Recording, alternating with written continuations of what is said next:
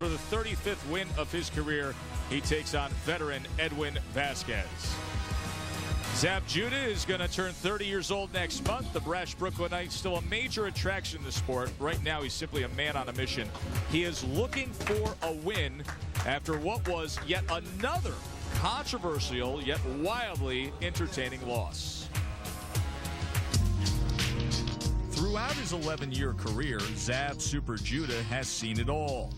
World title fights, pound-for-pound respect, and heartbreaking losses, as well as his share of controversy. Fittingly, all of that was experienced in his last battle, a hard-fought, bloody loss to welterweight titleist Miguel Cotto, a defeat which helped Zab answer some burning questions. In the Cotto fight, I found out a lot about myself. I found out I could take a good little blow shot, and keep it going. I found out that, the question about people saying about my chin and my heart, I hope they're satisfied now. That it showed them that, I'm a warrior for life. From the start, Judah went toe-to-toe with the undefeated Cotto, rocking him several times. Along the way, though, Zab took his share of punishment as well, sustaining low blows, a cut from a clash of heads, and eventually an 11th round TKO loss.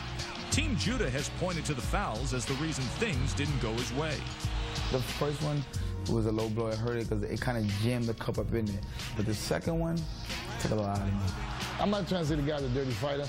I'm just saying that, you don't make a mistake. We professionals. And you don't do it twice, 3 times, you go down there. I mean, once you do it once, okay, you got a warning. You come back, especially the second time, you do it again, it's on purpose, man. I can't reach inside another person's head and heart and know exactly what they're thinking and feeling. But my impression at the time certainly is that the low blows by Cotto were intentional. You can only go by what the fighter says. Zab says it affected him for the rest of the fight. I have to buy it because I can't judge any other way. Despite the loss, there is still plenty of fight left in the soon-to-be 30-year-old Judah. He believes his Big Apple showdown with Cotto actually helped him regain some of the respect he always had as a world champion. Sometimes they say even with a loss, it's a win. And I felt like on this one, it was one of those kind of fights. We both went out there and fought our hearts out, you know what I mean? So I don't think that, like when you go out there and you give it your all, it's not called taking punishment, you know what I'm saying? It's a great fight, you know what I'm saying? I mean, you think that those wars that Joe Louis and guys had, that they went home and said, I took punishment tonight. They said, nah, I fought a hell of a fight. And people can say this guy doesn't have heart, this guy's a punk, this guy doesn't have courage, and I hate that.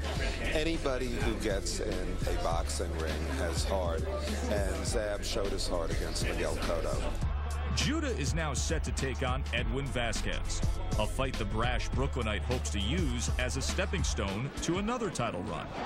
At this point, I'm just hungry for a win right now. That's it. I'm just hungry for a win, you know what I'm saying? I've been on top, to the top of the top, went to the bottom of the bottom, and it feels much, much better on top. Well, I think Zab's still got a future. I mean, he's still competitive with the top guys. His name is, known by everybody. This ESPN show is going to be an important fight for him. He's got to not only win, but he's got to look good. Well, I think Zab Judah's still an integer. He's still a factor. And the question becomes now, can he come back to the front burner before going to the back burner of the division? And he is hoping to heat it up tonight. Third fight after Zab's 1-year suspension from the state of Nevada. The near riot he caused against Floyd Mayweather Jr. was the second major suspension of his career. The 2 suspensions have cost him a combined 18 months away from the ring and $325,000 out of his bank account. Edwin Vazquez, Puerto Rican native, 35 years old, 22 wins, 8 knockouts in his career. He has fought against good competition, but inactivity definitely a factor. He has fought just 7 times in the last 7 years. Zab Super Judah has long been a polarizing figure in the sport. Love him or hate him, you have to respect his box office appeal. 34-5, 25 knockouts. Of course, well known as a very fast, athletic southpaw. His last 5 fights, he hasn't won a fight since May 2005. The Baldomir upset was a low point. Floyd Cotto obviously tops in the division, and the no contest against Galvin due to the cut was on Friday Night Fights in April. It is time for the final Teddy's fight plan of the Friday night fight schedule as the football season has arrived. The NFL season is kicking off. I figured why not pay tribute to our two favorite teams? Mine, the New York Jets, Saul's, the the Cowboys. Also, my favorite quarterback, Chad Pennington. Now, Chad Pennington used to throw in short passes. We're going to change things up. We're going to have him go for the bomb, go for the touchdown right away. He doesn't usually do that. Also, our last show of the year, we're going to make a bold, bold prediction. Who's going to the Super Bowl? Well, that is an insane prediction, but a bold one would be the Jets. And also what would be bold is to tell you who's going to win tonight and how and with what punch. Zab Judah's winning, second round, left uppercut. And how's he going to do it? Well, against Vazquez, the square guy who's slow, walks straight in. He's going to look for the jab a little bit. You know Zab, he likes to look for left hand, straight or left uppercut. That's going to be the punch, the left uppercut that's going to score the knockout for Zab Judah. Look for that, and look for the Jets later on in the Super Bowl. How is Vazquez going to pull off a huge upset? And that's an understatement. We're on the football theme. I mean, it would be like Appalachian State beating Michigan, and everybody knows that couldn't happen, right? Okay. Zab Judah, the southpaw, who's very fast, much quicker than me, Vazquez. First of all, early on, Zab coming off that knockout loss against Cotto, going to keep their hands up. That's where you look for Vazquez to use that old, reliable, straight right hand. That's the punch that works with southpaws. But Zab tends to get a little loose and start dropping those hands. When he drops it, that lead right hand, he keeps it over on the left. Forget about the right hand of your Vazquez. Move away from the power hand, the left hand of Zab Judah, and get over here and score with your jabs. There's nothing to protect over here. And also left hooks. And if you do that and you're Vazquez, a monumental upset, or even bigger. Scheduled for 10, but Teddy says second round with the left uppercut. Bill Clancy, the referee. All right, gentlemen, we went through the rules in the back. I demand a good, clean fight. Protect yourself at all times, and gentlemen, you must obey my commands. Now, your trunks are very high. I'm allowing punches at the top, the very top here. Zab, you're fine. I want your punches above the belt line. Preguntas? Questions? Touch them up. Good luck, and God bless. Bill Clancy says he demands a good, clean fight after he had a DQ our first fight. The Ring Experience is brought to you by Just for Men Hair Color. Obviously, it favors Zab in terms of the level of fights, but Vazquez was in with two future world champs. He was knocked out by Acelino Freitas and Ricardo Torres. Zab's in the white, Vazquez in the black. Vazquez has lost when he has stepped up in class. Obviously, he is up in class tonight. Also, Vazquez has been involved with head clashes. Matter of fact, 3 fights ago he was cut. He's been involved with 2 technical draws because of his tendency to get in there with his head. For what it's worth, Edwin Vazquez was extremely confident when he talked to us in the pre-fight meetings. He said he is focused on the style of Judah and he is as prepared as he possibly can be, but there is a huge gap in talent and athleticism. Judah was cut over his right eye, let's not forget, in his last fight. Zab tries to come in with the straight left hand, fires it off. Remember, in the first round against Cotto, he scored with that big left uppercut that had Cotto hurt. Well, what Zab tries to do, it's twofold. One, Vazquez has a habit sometimes of using that left hand to catch the southpaw's jab. In this case, Zab Judah's jab. He'll reach out with that left hand, and he could leave himself open for a punch that just missed there. A counter right hook by Zab Judah. Zab can throw that counter right hook off his jab, or again, off the block when Vazquez reaches and leaves an opening with his left hand. Zab able to go to the body, right on the belt line with that left hand. Snaps that jab off that right hip. There's the loose Zab we talked about in the fight plan. Right hand down, the lead hand down and over on his left side. Doubles it up this time. Now inside the pocket, just covers up, able to deflect the onslaught from Vazquez. Firing off 2 punches there. There he's in control, fires off the right hand, and then that straight left to the body again. Again, when the hand's up, look for right hands, the traditional punch against the southpaw from Vazquez. When the hands are down of Judah, as you saw a minute ago, that lead right hand is down. That's where I would expect for Vazquez to move to that side, to his left, away from the power hand, the left hand of Zab, and towards that hole. With that right hand down of Zab Judah, that's a spot where Vazquez can move over and score with his left hand.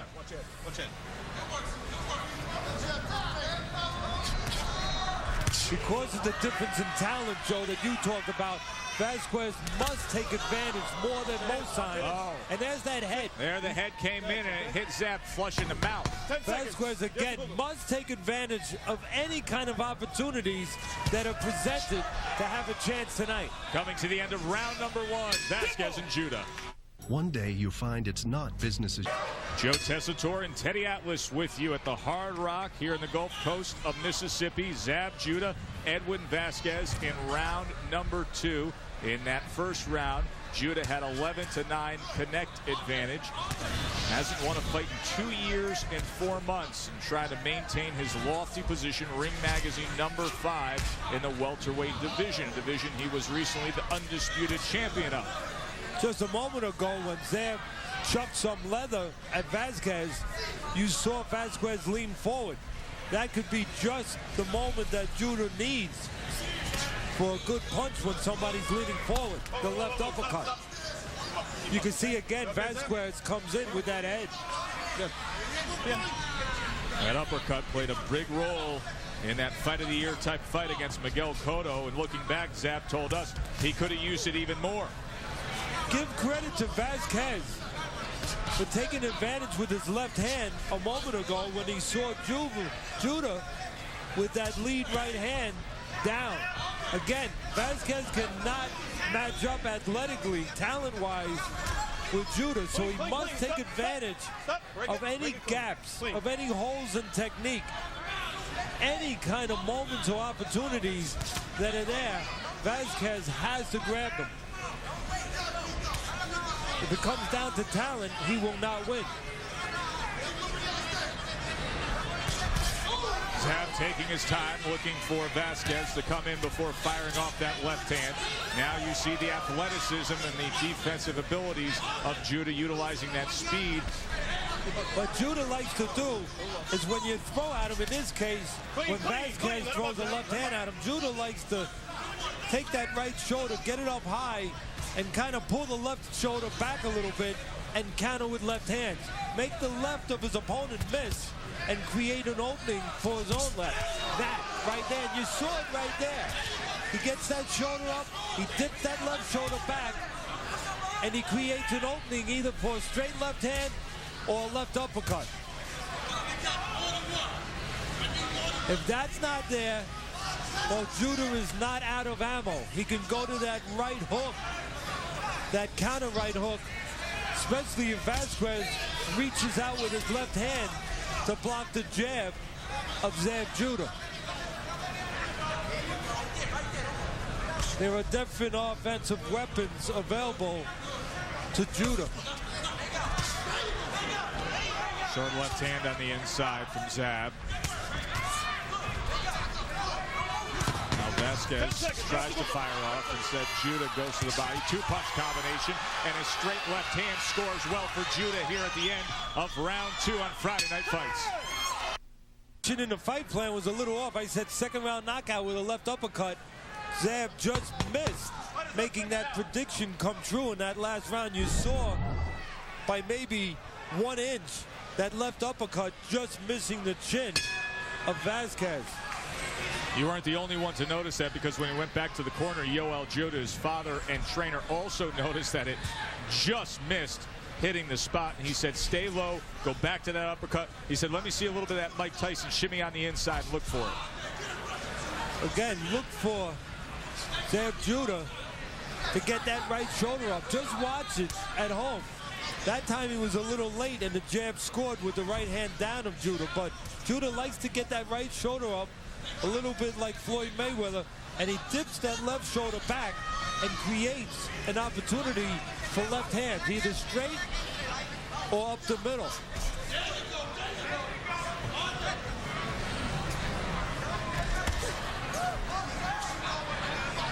Again, I will give Vazquez some credit. Doesn't match up physically well, talent-wise well, but he has a fight plan. He's moving to his left away from the power hand of Judah, that backhand. And whenever Judah drops that right hand, you see Vazquez taking advantage with jabs. When the window was open, he goes through. Right now, Zab with that right hand up in that punch and cock position, doubles up the jab. Just missed with a sweeping left hand that time as Vazquez came charging in. Lots of weapons for Judah, 2 weapons offensively for Vazquez. The right hand, we talk about it with southpaws all the time. When the hands are up of Judah, that's what he looks for. And otherwise, when the hands are down, he looks for that jab.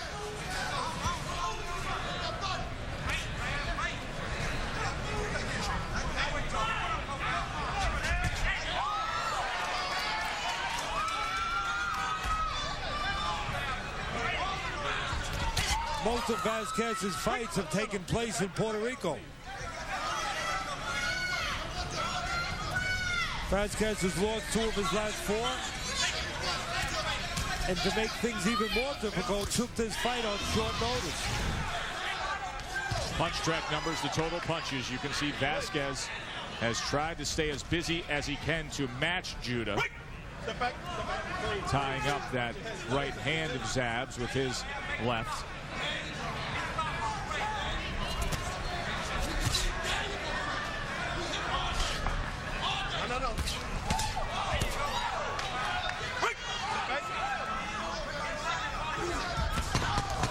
Left hand to the body from Zab. It's been successful when he's committed to going there. Now on the inside, swinging away, chopping down Edwin Vazquez. End of 3. Wrapping up our season here on Friday Night Fights. What was the Friday Night Fight of the year? Boy, Darrell Woods and Samuel Miller, they put on quite a show this past spring in Tampa when the then undefeated Samuel Miller came out slugging in the first round, only to see Darrell Woods score 2 knockdowns, then turn the fight around. Miller actually came back in the fight, but the veteran Darrell Woods hung on for a majority decision. Who was the Friday Night Fighter of the year? The Dingling Man, Darnell Wilson. He went 2-0 on Friday Night Fights, beat the former cruiserweight champ Kelvin Davis, and then had the memorable knockout against Emmanuel Wodo. He vaulted himself into the top 10 ring rankings as a cruiserweight. Oh boy, was that a highlight. Darnell Wilson, the Friday Night Fighter of the year. Pretty good year we had for ourselves, Teddy. A lot of action. Some good knockouts. That last knockout, we're glad, A, that he's okay, and probably that fight could have been stopped a little earlier, and then we wouldn't have had that sensational knockout, and we wouldn't have had to worry for those couple moments. But everything okay, and that is what matters. Round 4 here. Good way to finish up this season. Former undisputed welterweight champ Zab Judah trying to maintain his lofty status in what is a jam-packed welterweight division. That includes our 2 studio guest analysts tonight, Miguel Cotto and Sugar Shane Mosley. Uppercut underneath on the inside. You can see quite often that Judah, when he's not leading, when he's not, like the old timers would say, just getting off first and being the boss that way, he likes to look for counters. And you could see a moment ago, he's throwing feints every once in a while, and that's why he's throwing a feint. He's trying to get a lead out of Vazquez, where Vazquez will throw something, maybe a left hand, and he can do that. He can make it miss, and then, of course, he can come back and make him pay. Teddy, out is the scorecard. Judah 3-zip, and now Judah picks up the pace a bit. Right hand comes in, and back goes Vazquez. Looked like the corner held him up that time as he was sent back. Halfway through this 4th round, now Judah. Will he come after it? both hands down around the waist. You can see the confidence has grown. There's that uppercut you were looking for, Teddy. And again, you can see Zab, it's not just about throwing, it's about getting the right opportunity to throw and land. Setting up a moment and a spot. And you can see Zab likes to set it up with counters. Get a little bit of a miss out of Vazquez, get him to throw something, create a hole, and then fill that hole. And again, when you see that feint from Judah, that's what he's trying to do. Get a lead out of Vazquez and create a mistake by Vazquez that he can capitalize on. You saw a moment ago when Judah went off balance, indicative that he's loading up this round for a knockout. A little bit of that Tyson shimmy that his father wanted to see now on the inside as he came forward. He doubled up that right hand, went to the potty, turned it into an uppercut upstairs, trying to split the guard of Vazquez. Now stalking his prey in the final 20 seconds here of round number 4. Blood trickling from the nose and mouth of Vazquez. Again, right now, Zab Judah looking for a lead from Vazquez that he can turn into a counterpunch for himself. Flurry from Vazquez. Trading punches with Judah at the end of this round. I was talking about the last round that Zab looks for counters. Watch this lead hand here from Vazquez and watch the head movement and then the counter right here.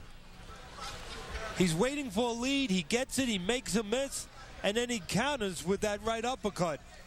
That is boxing or counterpunching 101.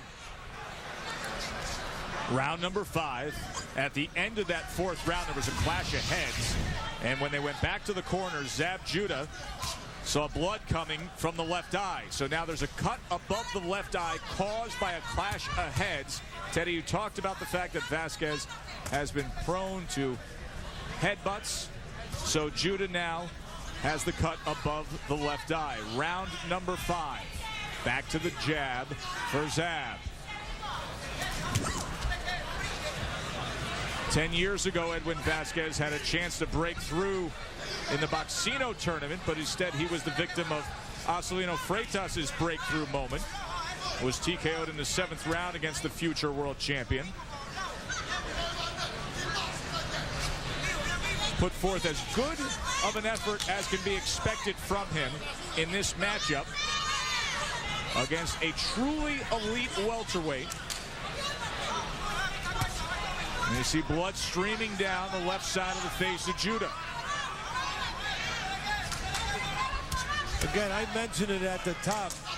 Zab was cut over his right eye in his last fight, and of course Vazquez cut 3 fights ago, and he's been involved in a couple technical draws where he gets his head banging away on the inside. Zab has not been that productive here in round number 5. Patiently taking his time. Really went after it in the meat of that 4th round. Now some opportunities on the inside. Here are the punch track for this round. And you can see Judah just 3 connects to Vazquez's 9. When Zab is hitting on all 8 cylinders and doing what he likes to do offensively, you'll see him looking for a lot of left hands. Again, he'll be on the outside. He'll bring that right shoulder up. He'll dip back and he'll look for straight left hands, and he'll look for left uppercuts.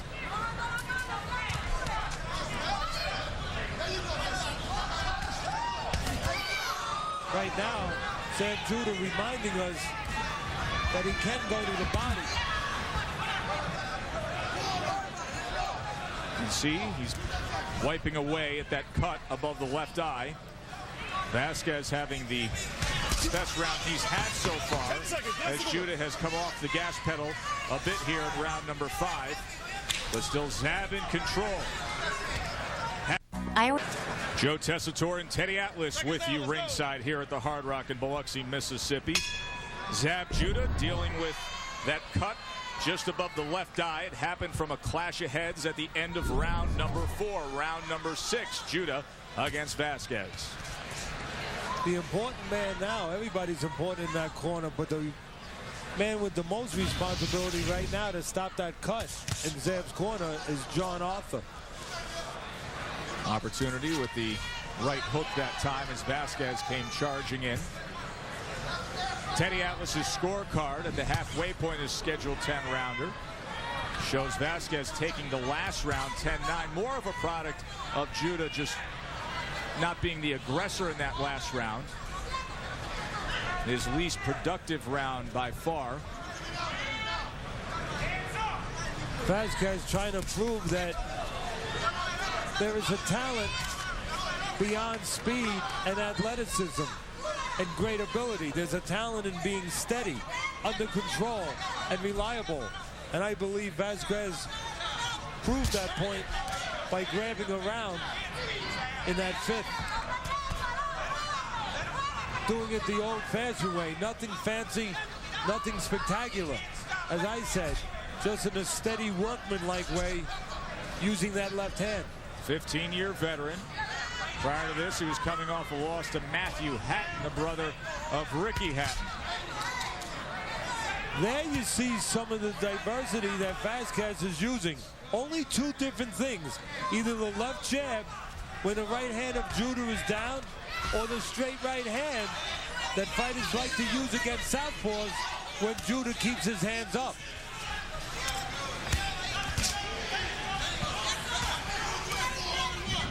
Zab now sending out that jab, goes underneath with the left hand to the body.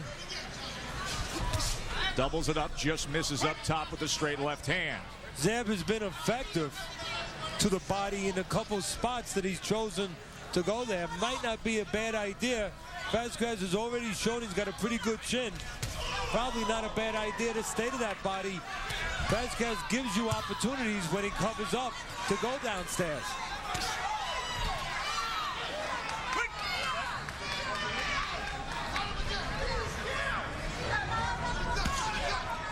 Right hand to the body from Vazquez. Zab tries to work underneath that belt line. Back out at range now.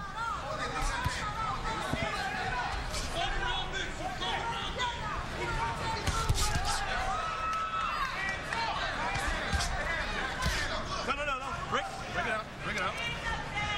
Pace has slowed just a bit here in the middle rounds.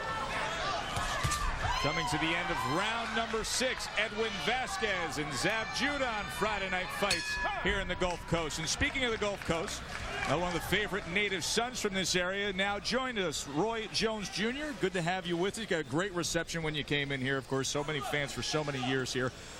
You're making news here, fighting Felix Tito Trinidad. What can you tell us? Where does the fight stand? Right now, we're looking at Madison Square Garden on January 19th. January 19th at Madison Square Garden.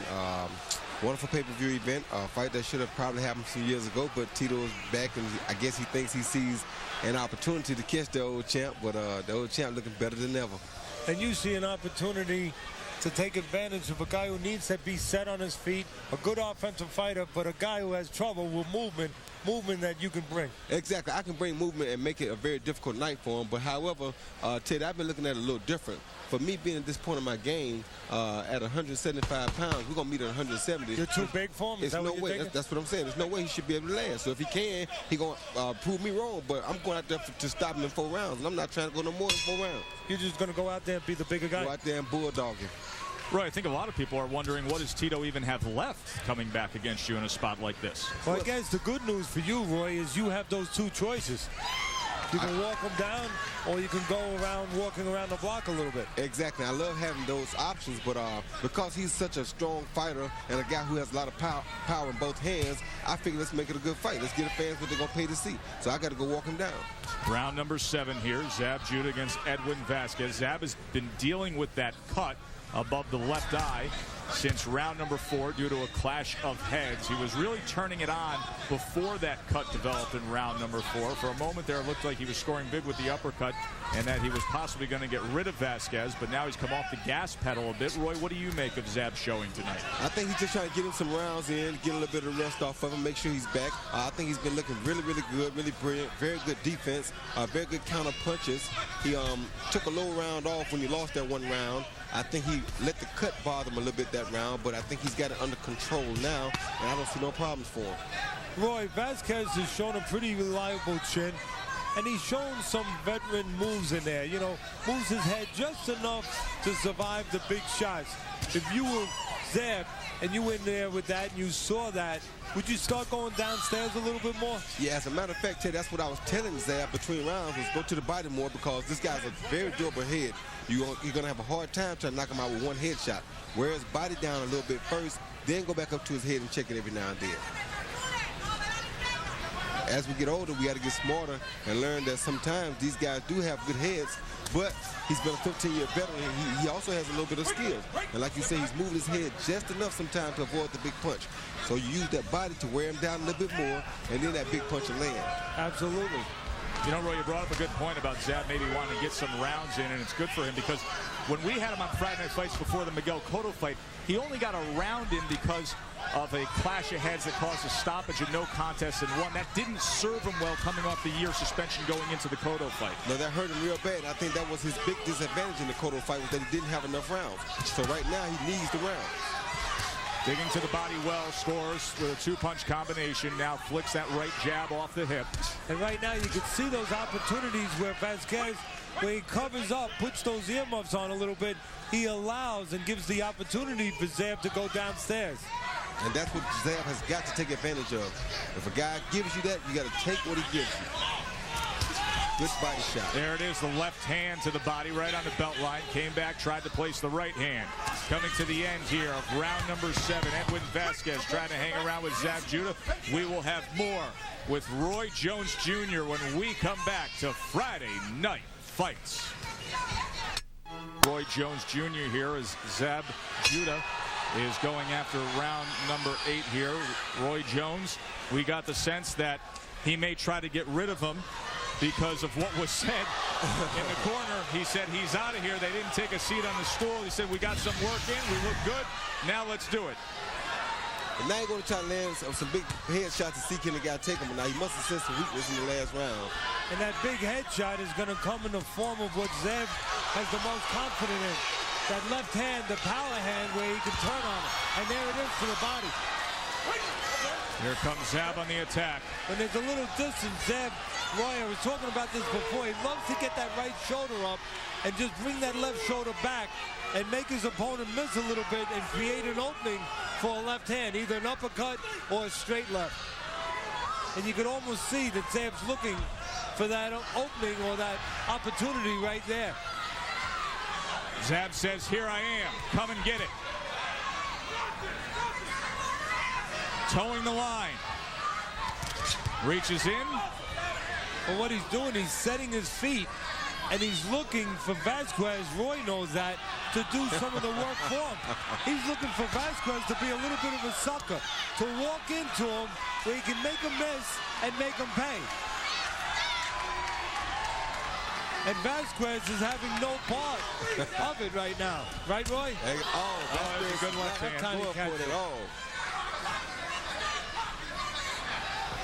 Again, you could see Zab, what's on his mind. He's trying to get some help, not from his friend, but from his opponent. He's trying to get a lead out of Vazquez where he can create an opening for a big left hand. And Vazquez is not a 15-year veteran for nothing. He knows it. Yeah, he does know it. You're right. And that's why he was laying back, and he wasn't going to be part of his own demise. There was no way he was going to help Zab defeat himself. Still think the key to it for Zab is though to go to his body a little bit more. That first left hand he hit him with over here to the body really hurt Vazquez. If he keeps that up, Vazquez will have no other choice but to go down. There's that uppercut. Solid left uppercut. Vazquez stayed there, looks over at Roy, and tries to go back to work. And that was the help that Zab was looking for. A little bit of a lead out of Vazquez and a little bit of a lean forward opened the door for that big shot. And that was a beautiful left uppercut. A lot of blood coming from the nose and mouth of Edwin Vazquez. You know, Roy Jones Jr. Roy Jones Jr., 4-division champion, former pound-for-pound great.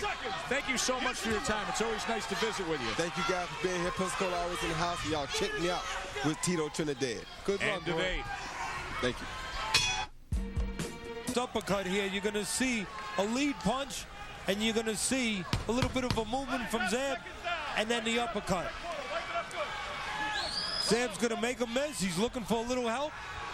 He gets Vazquez to lean forward, and we'll take another look. A little lean from Vazquez, a missed punch, and not a missed opportunity by Judah to land his favorite shot, the left uppercut.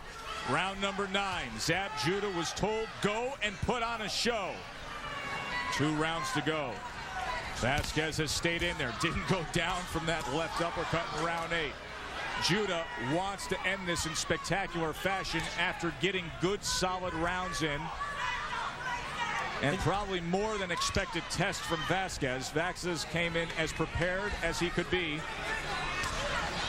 And again, I should give Vazquez, and I will, the credit that he deserves. I said he would be knocked out in 2, or he was going to have no part of that, and made me wrong. He has eaten left uppercuts, but he survived those left uppercuts, and for the most part, as you just touched on, Joe, he's had a good battle plan. Moved to his left away from the power of Judah, used his jab to score when Judah's dropped that right hand, and he's done little subtle things that an experienced fighter that's been around 15.5 years can do. He's moved his head a little bit, and he's avoided the big shots and stayed in this fight.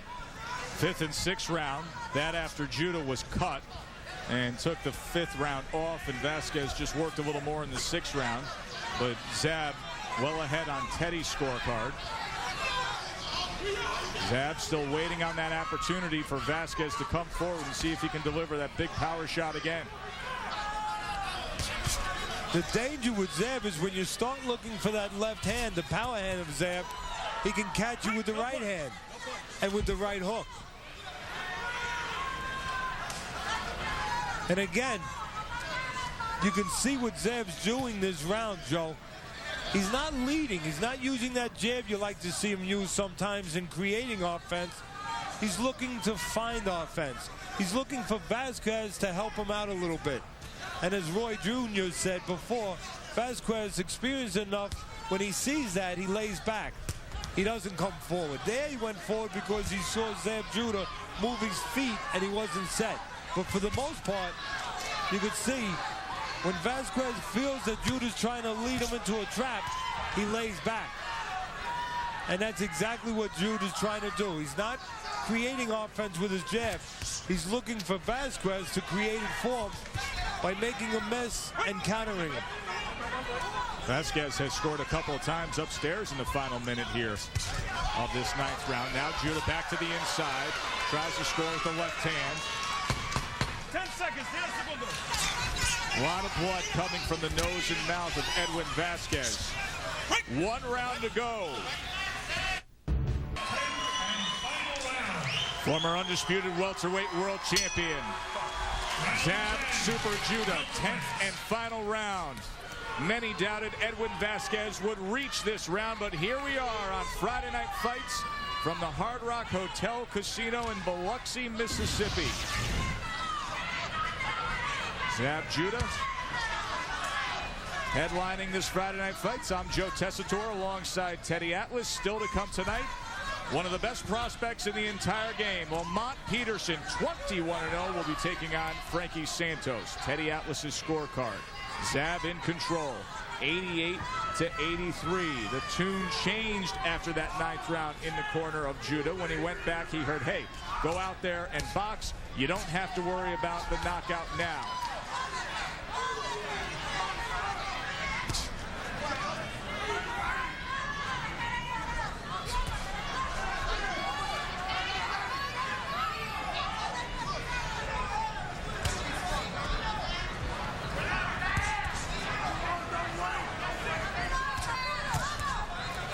If there's any room for criticism, and there's not a lot of it in the performance of Judah tonight, he got the rounds that he wanted and for the most part controlled most of the rounds. Although I'm sure he didn't want to get that cut that he wound up getting over the left eye. But if there's any room for a little constructive criticism, it would be that Zab could have used his jab more, Joe. Always an important weapon for any fighter, and especially when you want to create offense on the front end. And Zab hasn't done a lot of that. He's been looking for a lot of his offense, and he's looking for it now on the back end, off a counter and off of a mistake by Vazquez. Interesting to tell you make that point, because that's the one thing that he told us he wants to improve most on, is just letting the jab go out there more, utilizing it more and more. There's times where you're going to get opportunities to counter, but there's going to be many times you're not. And that's where you have to create your own offense, and the jab plays a huge part in that. There's that right uppercut. He scored with that earlier. Doubled up the jab, just missed with the chopping left-handed Judah.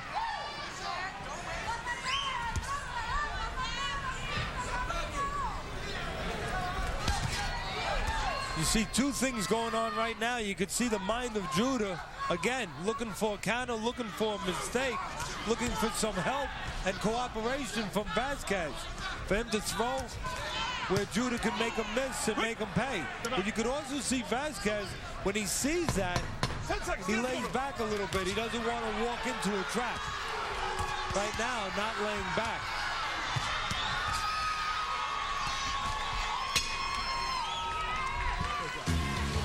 So Vazquez goes the distance with Judah, but Zab controlled throughout. We will come back and make it official when we return to Friday Night Fights from Hard Rock Live. Friday Night Fights season finale from Hard Rock Live here in the Gulf Coast of Mississippi. Zab, Judah, Edwin, Vazquez in our main event, Teddy. In round number 4, Zab picked up the pace and went firing after the rugged Vazquez. And what he picked it up with was uppercuts. First with the left, then the right, and then he went downstairs to the body to try to slow down the very determined Vazquez. Suffered a cut from a clash of heads in that round, so took a couple rounds off, slowed down, but then picked it up again in the 8th round. And picked it up this time with straight punches, not the uppercuts. Some straight shots upstairs, and then later on reminded Vazquez that left uppercut was always a dangerous weapon. Let's take a look at the Just for Men Punch Track Fight recap. Total punches, Zab outdoes him 149 to 118, landing 33%. Teddy Atlas's scorecard looks this way. 98-92 for that man, Zab Super Judah. Let's hear what the judges had to say by way of M. Mark Piero. Ladies and gentlemen, we have a unanimous decision. Judge David Taranto scores it 97-93. Judge Larry Ingalls sees it 98-93. Judge Raymond White has it 190. All to the winner by unanimous decision, Zab Super Judah. Zab Judah gets a shutout on one of the scorecards. His first win since May of 2005. Zab does exactly what he wants to do. We will hear from Zab Judah coming up a little bit later on Friday Night Fights, still to come in just a jam-packed season.